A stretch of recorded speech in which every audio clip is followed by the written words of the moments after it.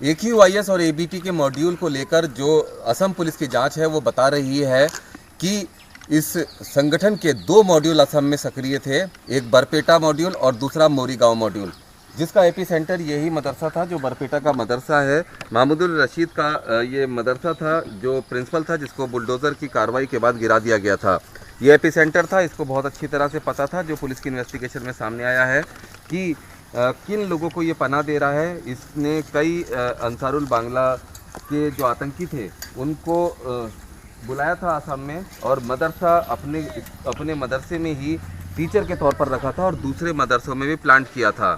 Police का कहना है कि कई मदरसों से फुटप्रिंट मिले हैं ABT के, और कई मदरसों से लिंक भी मिले हैं, लेकिन बहुत सारी इन्वेस्टिगेशन में चीज़ें ऐसे सामने आई हैं जिससे पता चलता है कि जो मदरसे के संचालक हैं या मदरसे में काम करने वाले लोग हैं उनको पता ही नहीं कि उनके साथ में कौन रह रहा था, किन लोगों को उनके साथ में प्लांट किया गया था। लेकिन ये जो मदरसा था ये एपी सेंटर था और यहाँ पर रेडिकलाइज करने का काम भी लगातार जारी था।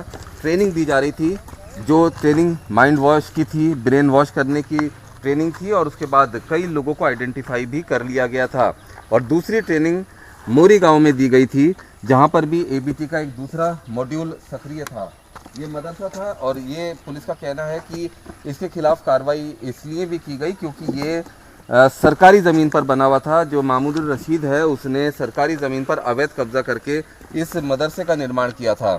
दरअसल असम सरकार ने जो मदरसों की सरकारी अनुदान है वो बंद कर दी थी, जिसके बाद असम में अब कोई भी सरकारी अनुदान से चलने वाला मदरसा नहीं है। 1000 के करीब मदरसे हैं जो रजिस्टर्ड हैं और प्राइवेट फंडिंग से चल रहे हैं, और इसमें फंडिंग की जांच अब धीरे धीरे तेज़ हो रही है, क्योंकि सीधे तौर पर कहना है पुलिस का कि जो रेडिकलाइज करने का ये पूरा खेल हो रहा था, इसमें कुछ लोगों को टारगेट किया जाता था, चुना जाता था, और उसके बाद जो लोग उनके हिसाब से बात करते थे, जो लोग उनकी बातों से सहमत होते थे, उनको फिर शॉर्ट लिस्टेड करके आगे की ट्रेनिंग के लिए तैयार किया जा रहा था।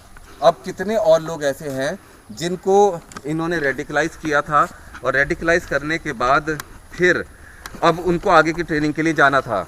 पुलिस का कहना है कि इन्वेस्टिगेशन में ये भी पता चला है कि पहले चरण की जो ट्रेनिंग थी वो दी जा रही थी। जो ये एपी सेंटर था, ये वाला मदरसा जो बरपेटा का मदरसा है, महमूदुल रशीद जिसका प्रिंसिपल था, ये बहुत अच्छी तरह जानता था और इसको एक एपी सेंटर की तरह इस्तेमाल किया जा रहा था।